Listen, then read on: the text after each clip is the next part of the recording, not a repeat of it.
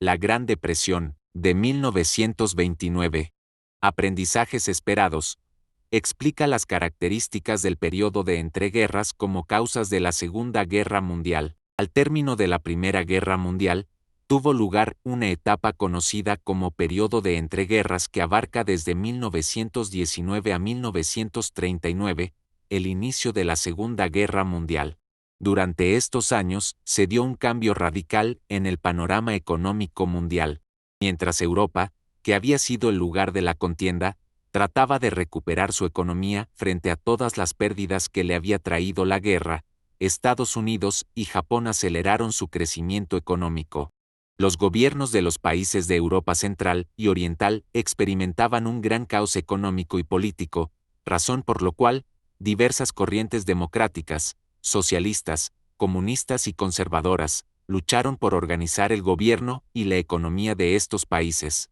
Esta caída de los gobiernos del continente se manifestó en la sociedad de la posguerra. Los gobiernos habían invertido la mayoría de sus recursos económicos en la industria bélica, por lo que la burguesía industrial se fortaleció, pero no la clase media. Además, el beneficio económico de la agricultura fue considerable inferior al de la industria y el comercio. El nacionalismo exacerbado que había contribuido a que se desatara la guerra, seguía teniendo una gran fuerza. La polarización ideológica impedía un ambiente político sano y las penurias económicas dificultaban la reconstrucción. Fue entonces cuando Estados Unidos abasteció, con productos y dinero, a los países europeos, y el país norteamericano se colocó como potencia mundial, incluso su cultura se difundió por el mundo. Pero al finalizar la década de 1920, la situación cambió y Norteamericana experimentó lo que se conoce como la Gran Depresión. Mientras Gran Bretaña cedía su lugar como el mayor banquero del mundo a Estados Unidos, en Alemania e Italia florecían regímenes totalitarios nacionalistas, y la Unión de Repúblicas Socialistas Soviéticas se industrializaba y prosperaba. Al terminar el conflicto, el continente europeo estaba devastado, incluso los países triunfadores. Los gobiernos habían gastado fortunas en armar y mantener sus ejércitos, mucho más de lo que su población habría podido proporcionar con sus impuestos, así que contrataron inmensos créditos, principalmente con el gobierno y los bancos estadounidenses. Las dificultades para pagar tales empréstitos, una vez terminado el conflicto, fueron enormes, dado que la economía estaba detenida por la destrucción y el abandono del campo. La industria no tenía mercado para colocar sus productos ni trabajo que ofrecer a la gente. Había masas de desempleados. Los caminos, los ferrocarriles, puertos, calles, todo había sido destruido por el paso de los tanques y los bombardeos. Los países más afectados fueron Francia, Bélgica, Rusia y los Balcanes, pues eran los territorios donde habían tenido lugar las batallas. Europa necesitaba volver a empezar y el único país que tenía los recursos económicos para ayudarlo era Estados Unidos, quien durante la guerra extendió a Europa diversos créditos que después fueron difíciles de pagar, pues se habían incrementado los réditos. Europa había dejado de ser acreedora para convertirse en deudora de América. Estados Unidos hizo una fortuna al vender a Europa todo lo que necesitaba, alimentos, ropa, maquinaria, etc. Las empresas estadounidenses se enriquecieron de una manera nunca antes vista.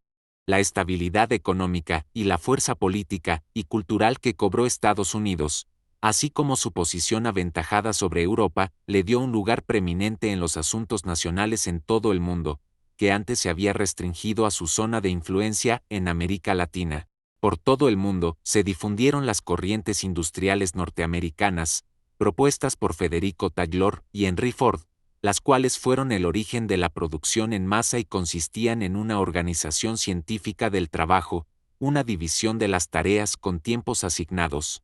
Como medida para mejorar su condición, los europeos imitaron el pensamiento estadounidense, pero no tuvieron buenos resultados, pues hubo una gran cantidad de despidos, lo que perjudicó más a la clase obrera.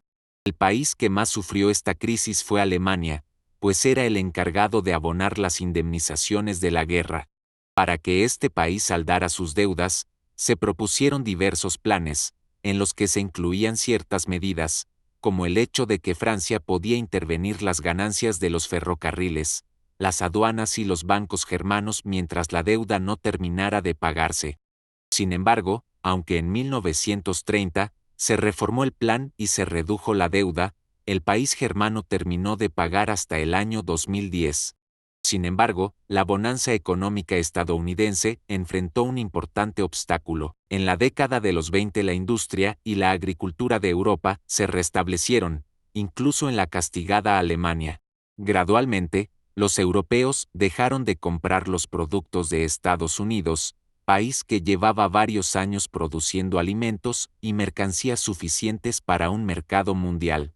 Poco a poco la producción norteamericana fue superando a la demanda, que ya empezaba a ser satisfecha por la producción europea. A esta circunstancia se le llama sobreproducción.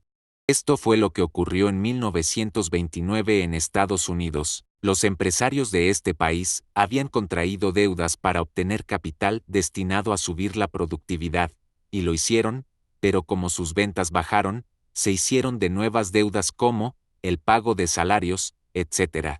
Llegó un momento en el que no pudieron pagar todo lo que debían y tampoco podían contratar más créditos. Ante la falta de efectivo para mantener sus costos de operación, se declararon en quiebra.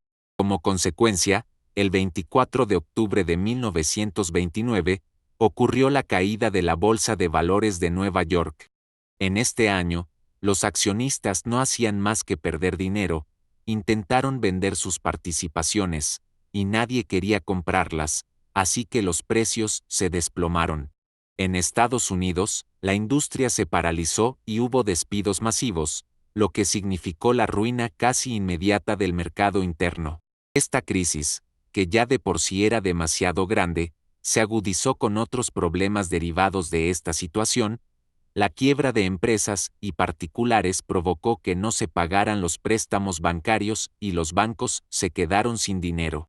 Entonces los ahorradores entraron en pánico y se aglomeraron en los bancos tratando de sacar su dinero, lo que provocó la ruina del sistema financiero.